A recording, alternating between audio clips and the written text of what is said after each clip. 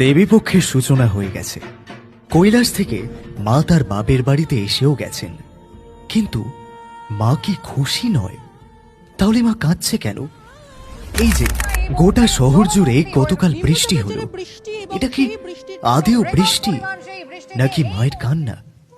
তিলোত্তমার হাহাকারে চাকরি হারানো শিক্ষকের চোখের জল দেখে, নাকি অজপাড়া গাঁ থেকে এই শহরে পড়তে আসা একটি স্টুডেন্টের ঝুলন্ত দেহ দেখে? কোনটা জানি না। তবে কি জানো তো মা, মানুষ সময়ের সাথে সাথে সব ভুলে যায় ঠিকই, কিন্তু শেষ নিঃশ্বাস পর্যন্ত এর রেশ লেগে থাকে ওই সন্তান হারা মা বাবার চোখে। অন্তত তাদের কথা ভেবে এই কটা দিন সব ভুলিয়ে দাও। আর কেঁদো না মা, আর কেঁদো না। তোমার এই পুজো কেন্দ্র করে যারা গোটা বছর অপেক্ষা করে থাকে তাদের জীবিকা নির্বাহের, তাদের কথা একটু ভেবো মা। আর কেঁদো না মা, আর কেঁদো না।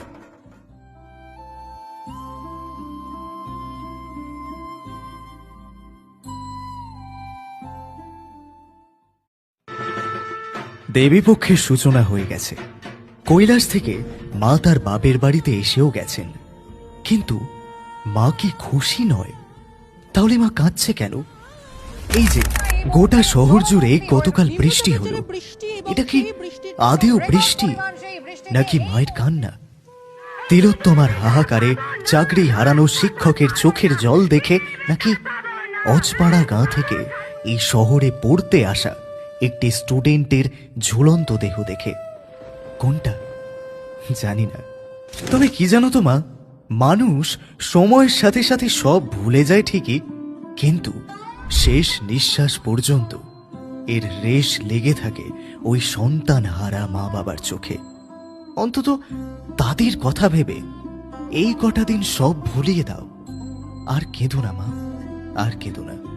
তোমার এই পুজো কেন্দ্র করে যারা গোটা বছর অপেক্ষা করে থাকে তাদের জীবিকা নির্বাহের, তাদের কথা একটু ভেবো মা। আর কেঁদো না মা।